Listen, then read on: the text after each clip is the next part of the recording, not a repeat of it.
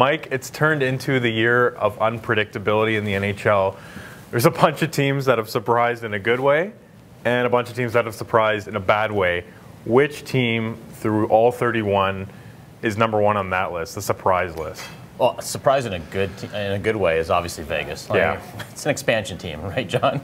We did not expect them to be a playoff team. We didn't expect them to be the best team in the NHL at this season, or at this point of the season, which they are, which is just, it's amazing. Like, to think that Vegas could win the President's Trophy and go into the playoffs as the #1 seed, it just doesn't happen. And I'm still kind of scratching my head. I don't know if you're kind of wrapped your hands around why exactly they're so successful, except for the whole me versus them mentality, the fact that maybe this is just a happy bunch, but it still kind of defies logic, does it not? Yeah, I think they got really lucky with the expansion draft and identified some gems, and maybe this shows that with a 32nd team, they might also be pretty good if they're given the same guidelines.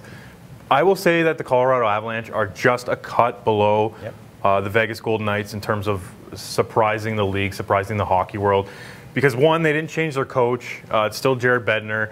A lot of the same players. You know, Matt Duchene gets traded mid-season. Matt Duchene gets traded, all right? I know it's supposed to be a bad thing. It's supposed to be supposed to work out. It's supposed to be a tank move. They got some good pieces in return, but not exactly guys that are impacting the day-to-day. This team is already better than they were last year, and we're only about halfway through the season.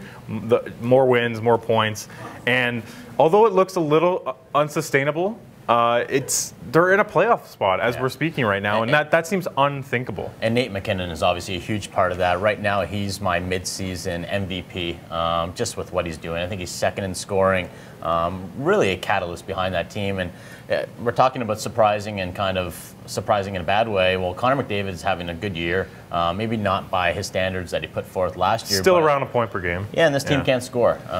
They lose 5-0 to Buffalo on a second of back-to-backs. Beyond Connor McDavid, there is no offense there. They're not getting anything out of anyone, and what a disappointment, because I don't know about you, but I think most people picked them for the top 4, if not the Stanley Cup final, and to go the other way where they're not going to make the playoffs, they're going to be in the mix for another #1 overall pick. That is beyond disappointing. I wasn't that confident in the Oilers, going all the way, but I thought long playoff run at minimum.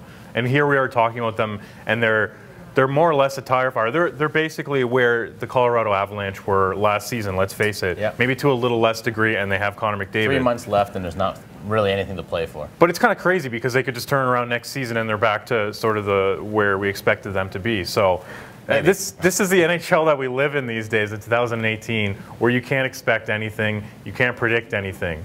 For Michael Traikos and Post Media, I'm John Matisz.